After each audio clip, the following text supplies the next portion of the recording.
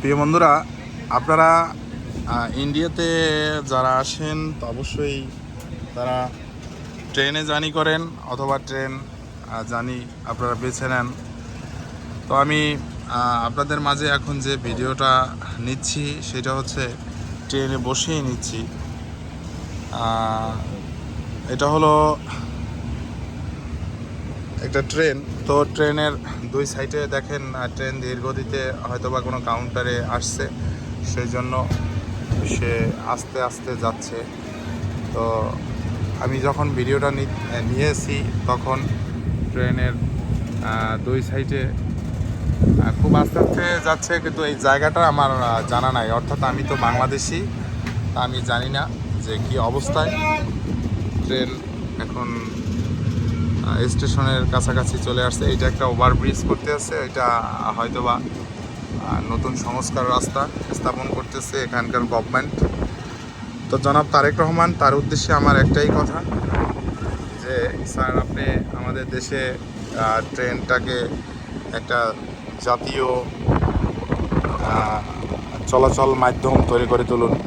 কারণ আমাদের দেশে ট্রেনটা যদি সচরাচর সমস্ত জেলায় আমরা এই সার্ভিসটা পাই, তাহলে মনে হইবে যে আমাদের বাংলাদেশ গর্বিত হবে। কারণ বাংলাদেশে আমরা যা ইনকাম করি বেশিরভাগ টাকাই চলে যায় ভ্যান, রিক্সা, ট্যাক্সি, বাস এর পথেই চলে যায়। তো আমি এখন যে ট্রেনটায় আছি, এটা মনে হয়, আমি এটা অনুমান করলাম, আপনার 15 থেকে 20,000 মানুষ আমরা এই ট্রেনে যাতায়াত করতেছি। দেখেন, এটা একটা ট্রেনের কামরা, পাশ থেকে ওপাশ একেবারে কামরাটা।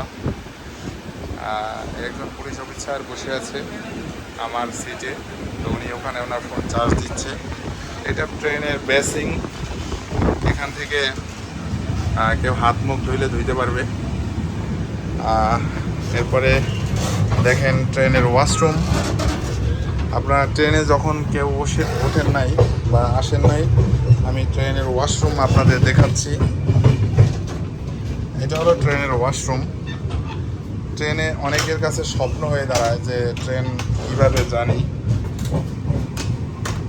ওয়াশরুমে হয়তো বা কেউ গেছে, এই অবস্থায় আমি আসলাম।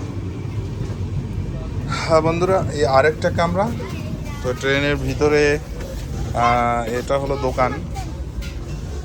এই একটা দোকান কাকা, সে ট্রেনের মাল সামানা সংরক্ষণ এইভাবে কাজে নিয়োজিত। এটা হলো এসি রুম, সবাই ঘুমাচ্ছে, দীপ্তি রেস্টে আছে।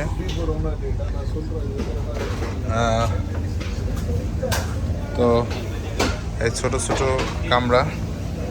ব্লগার